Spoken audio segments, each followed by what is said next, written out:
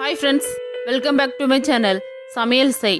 இன்னைக்கு நம்மளோட சேனல்ல சூப்பரான உருளைக்கிழங்கு குருமா எப்படி செய்யறேன்னு பார்க்கலாம் வாங்க. இந்த குழம்பு சாப்பிட்றதுக்கு ரொம்ப டேஸ்டா இருக்குங்க. பூரி இட்லி கூட எல்லாம் வச்சு சாப்பிட்றதுக்கு அல்டிமேட்டா இருக்கும். இந்த குழம்பு எப்படி செய்யறேன்னு பார்க்கலாம் வாங்க. முதல்ல கடாய் வச்சுக்கிறேன். கடாய் நல்லா சூடானதும் 5 டேபிள் ஸ்பூன் எண்ணெய் சேர்த்துக்கிறேன்.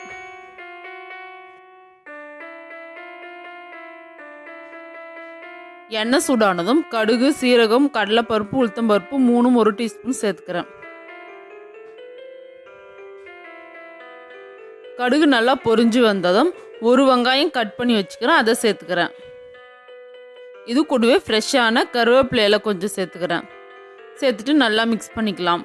வெங்காயம் நல்லா பொன்னிறமாக வதங்குற வரைக்கும் நல்லா வதக்கிக்கலாம்.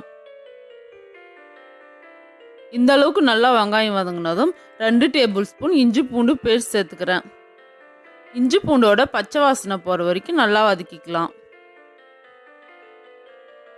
பாருங்க, இஞ்சி பூண்டோட பச்சை வாசனைலாம் போயிட்டு பொன்னிறமாக வதங்கிக்குது. இந்த அளவுக்கு நல்லா வதங்கிக்கணும்.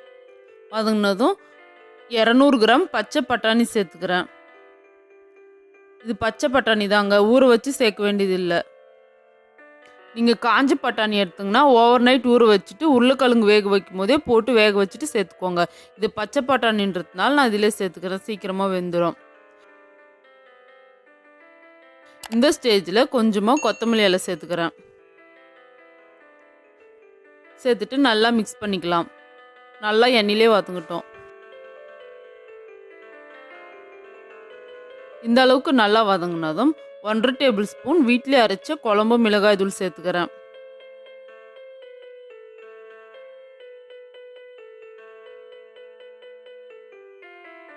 ஒன்றரை டேபிள் ஸ்பூன் கல்லுப்பு சேர்த்துக்கிறேன். மிளகாய் தூள் இருக்கிற பச்சை வாசனை போகிற வரைக்கும் நல்லா வதக்கிக்கலாம்.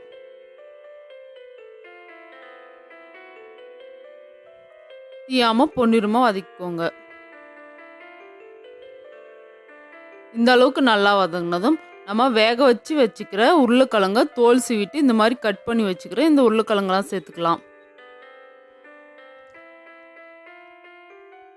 உருளைக்கிழங்கெல்லாம் சேர்த்துட்டு நல்லா மிக்ஸ் பண்ணிக்கலாம். மசாலாவோட உருளைக்கிழங்கு ஒன்று சேர மாதிரி நல்லா மிக்ஸ் பண்ணிக்கலாம். இந்த அளவுக்கு நல்லா ஒன்று சேர்ந்து வந்ததும் நம்ம அரைச்சி வச்சுக்கிற ஒரு தேங்காய் 4 தக்காளி போட்டு பேஸ்ட்டாக அரைச்சி வச்சுக்கிற அந்த பேஸ்ட் சேர்த்துக்கிறேன்.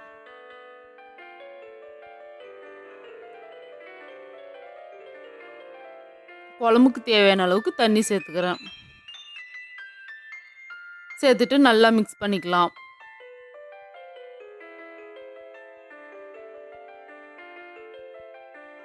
கொதிச்சு வரும்போது குழம்பு கொஞ்சம் திக்காகும், அதுக்கு தகுந்த மாதிரி தண்ணி ஊற்றிக்கலாம்.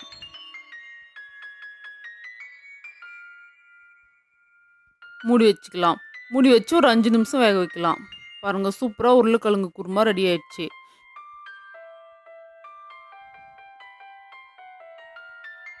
மிக்ஸ் பண்ணி பார்க்கலாம். சூப்பரான உருளைக்கிழங்கு குருமா ரெடி ஆயிடுச்சு. வாங்க சாப்பிட்லாம். இந்த வீடியோ உங்களுக்கு பிடிச்சிருந்தா லைக் பண்ணுங்கள், ஷேர் பண்ணுங்கள், கமெண்ட் பண்ணுங்கள், மறக்காமல் சப்ஸ்கிரைப் பண்ணுங்கள், பெல் பட்டனை கிளிக் பண்ணுங்கள். அடுத்த வீடியோவில் பார்க்கலாம்.